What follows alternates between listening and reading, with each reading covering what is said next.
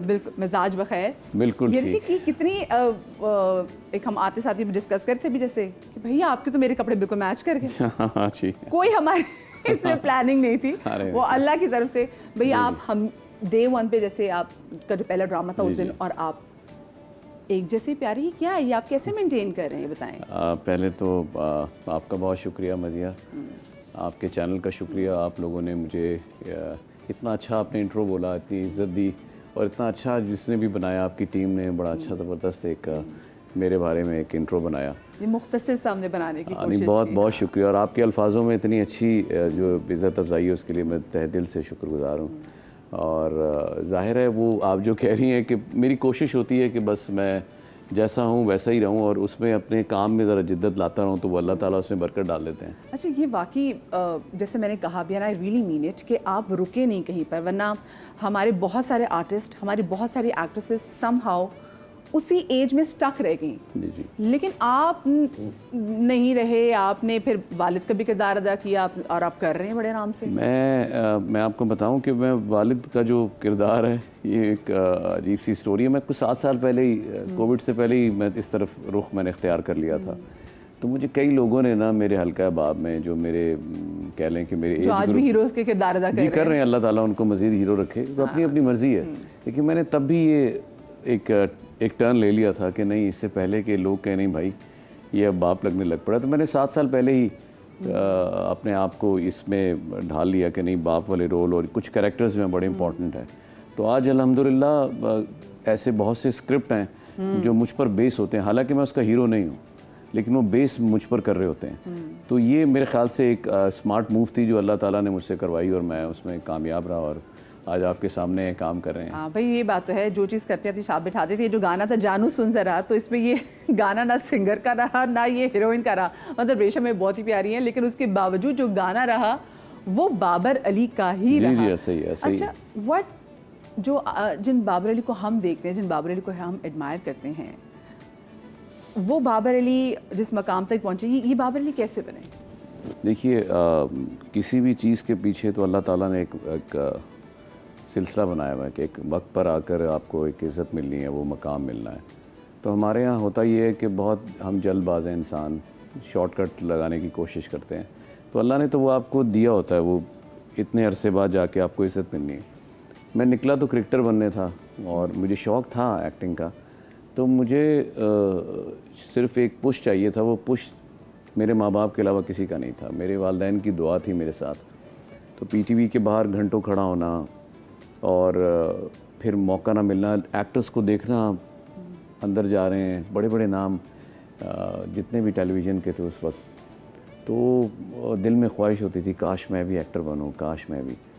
तो एक दफ़ा इसी तरह फिर मेरा अंदर जाना हुआ, मेरा सिलेक्शन हो गया। उन दिनों बाबरी मस्जिद को शहीद किया गया था, मोहम्मद बिन कासिम का स्क्रिप्ट लिखा जा रहा था। तो आप यकीन कीजिए मदिया कि मेरा जो हुलिया था वो कुछ ऐसा था कि मेरे लंबे बाल थे, और अगर आप जितने कहूँ तो गलत नहीं होगा तो वो मेरा हुलिया, और फिर मैंने शेव नहीं की थी उस वक्त, तो मेरी दाढ़ी जैसी थी वैसी। जब मैं अंदर गया तो आप यकीन कीजिए, कासिम जलाली साहब मेरे उस्तादों में से, हैदर इमाम साहब, तो उन्होंने देख के पहली नज़र में मुझे कहा कि हमें मोहम्मद बिन कासिम मिल गया। अब वो कहें मिल तो गया, अब देखते हैं बोलता कैसे है। तो मुझे एक स्क्रिप्ट दे दिया गया और एक कमरे में भेज दिया गया कि आपने याद करना है और आप अंदर आ जाएं। तो मैं वो स्क्रिप्ट लिया, 15 मिनट थे मेरे। तो उन दिनों PTCL पे वो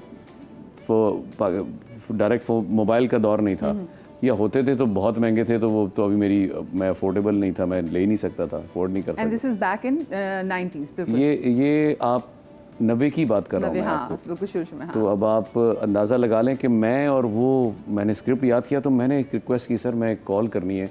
वहाँ पे कुछ साहब थे, मैं कहा आ जाएं। मैं घर फ़ोन किया तो मैंने भाई को बोला अम्मी से बात कराओ। तो अम्मी ने कहा, मैं कहा अम्मी जी, वो पंजाबी में कहा मैं वक्त आ गया, तुसी दुआ करो मेरे लिए। मुझे इतना याद है, मेरी माँ ने कहा जा तेरा काम हो जाएगा इंशाल्लाह। मैं अंदर गया और अंदर मदिया पूरा रश था, काफ़ी सारे लोग बैठे थे, एक्टर्स थे। उन दिनों में फजीला काजी साहिबा बैठी हुई थी, वो भी उसी प्ले में थी, मिशी खान थी, और बहुत से हमारे काजी वाजिद साहब मरहूम, और असलम लाटे साहब, जी बिल्कुल, बड़े बड़े नाम अंदर बैठे हुए। तो मैंने शुरू किया उसको फ़िक्रे को बस मुझे इतना पता है कि मैं आधे फिक्रे तक पहुंचा तो तकरीबन कुछ लोग खड़े थे और कासिम इलाही खड़े होकर क्लैप कर रहे थे, तो मेरे आंखों में से आंसू जा रहे थे और मुझे उन्होंने कहा जी हमें मोहम्मद बिन कासिम मिल गया। तो यूँ मेरा सिलेक्शन हो गया। तो एग्जाइटी नहीं थी बिकॉज नवे नकोर, ये मेरे ख्याल से बात है 92 की, 91 92 की बात होगी, 92 में हुआ था। जी बिल्कुल। तो नवे नकोर से तो आपको कहीं नहीं हुआ कि मैं कैसे याद करूंगा इतना? और नहीं, मुझे मैं आपसे कहा ना कि मैंने जब भी कोई काम किया मैं बड़ी जुनून की हद तक करता हूँ, कोई भी काम हो।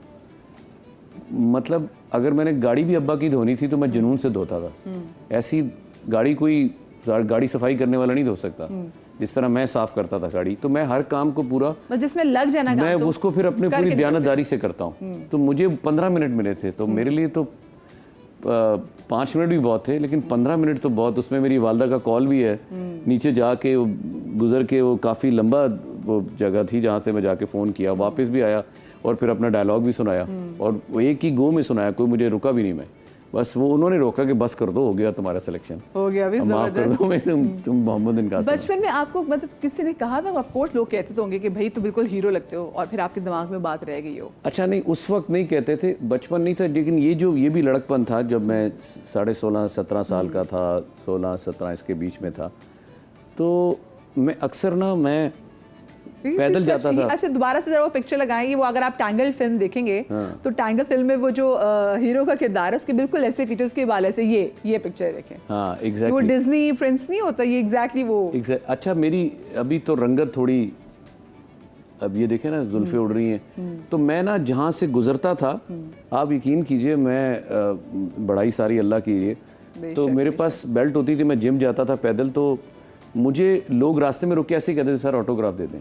मैं तब दूर दूर तक मेरा नहीं था, तो मैं बड़ा, मुझे इन चीज़ों ने बड़ा मोटिवेट किया। मुझे मैंने कहा अभी तो मैं तो कहीं आया नहीं, मुझे ऑटोग्राफ क्यों ले रहे हैं? ये कई बार होता मेरे साथ।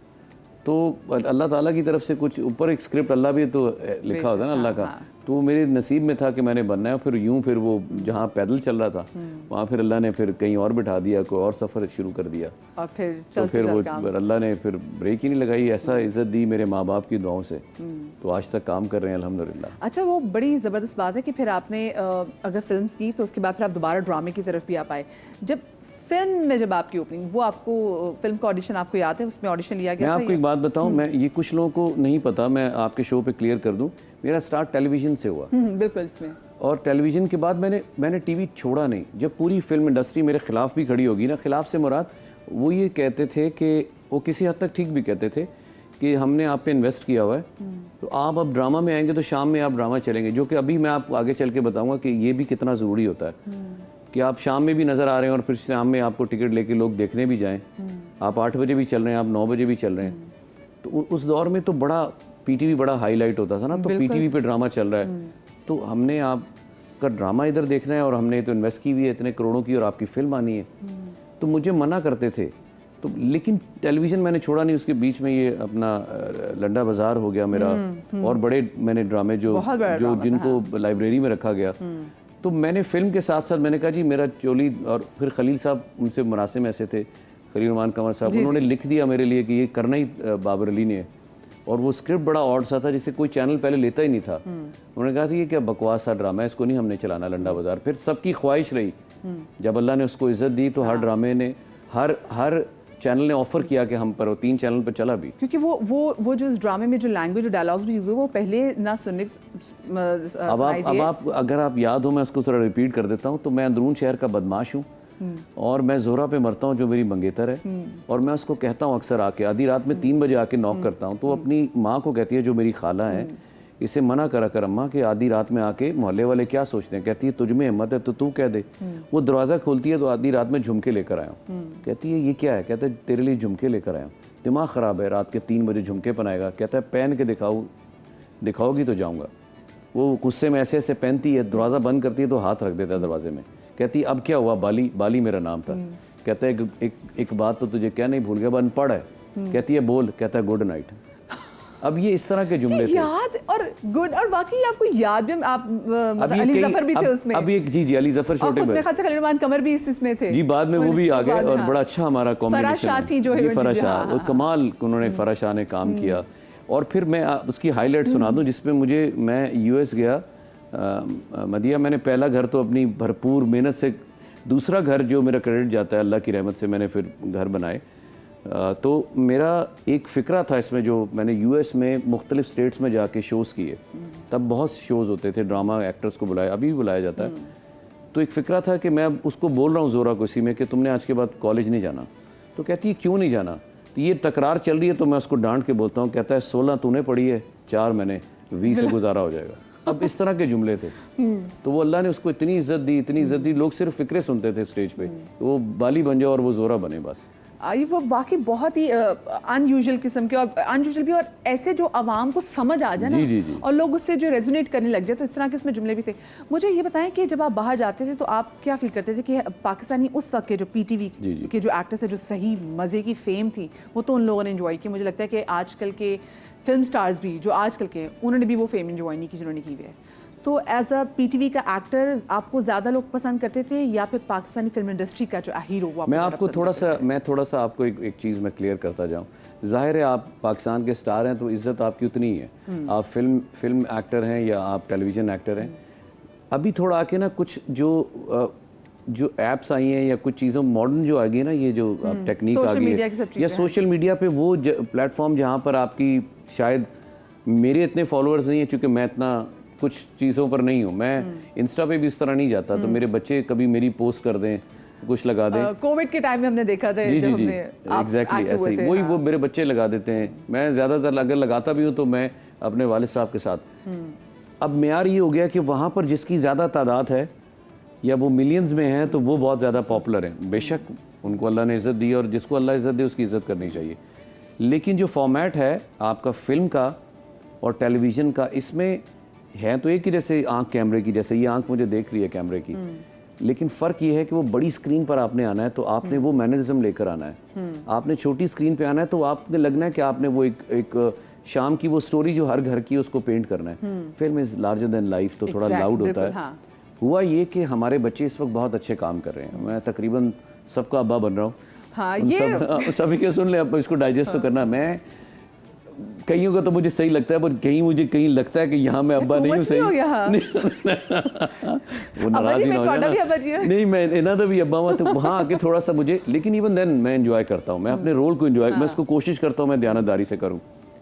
आपको मैं सिर्फ ये बताना चाह रहा हूँ कि वो जो आप 7 बजे भी चलेंगे, 8 बजे भी चलेंगे, 9 बजे भी चलेंगे, उसके बाद आप एक्सपेक्ट करते हैं कि रात में 9 या 10 बजे फिल्म जो चल रही है, वो लोग जो आपको टीवी पे देख रहे हैं वो जाके देखेंगे। तो ये प्रॉब्लम हो रहा है सिर्फ। तो अगर आपने फिल्म की तरफ जाना है तो आपको वो गैप चाहिए। उस गैप को आप फिल करने के लिए आप फिर वो उसको आप अवॉइड करें और आप जाके सिनेमा पर लोगों को वो लुत्फ दें, आपको लोग देखने आए टिकट खरीद के आपको देखें। तो मुझे लगता है कि यहाँ समझने में थोड़ा सा लैग कर रहे हैं हम। अगर हम इसको फिल कर दें तो शायद हमारी फिल्म इंडस्ट्री दोबारा से खड़ी भी हो रही है। फिल्में अच्छी भी आ रही हैं, कोशिश कर रहे हैं। वेरी टैलेंटेड लोग हैं जो डायरेक्ट कर रहे हैं, वो भी बहुत पढ़े लिखे बच्चे हैं। लेकिन थोड़ा सा अगर हम इसको देख लेना सेंसिबली, वो भी आप, वो जो पढ़े लिखे बच्चे भी ना, वो भी 3 साल में एक अगर 5-5 सालों में एक फिल्म दे रहे तो आप देखें ना, फिर वो ऐसे नहीं, वो तो देनी पड़ेंगी, बैक टू बैक फिल्म आनी चाहिए, तभी चीजें चलेंगी।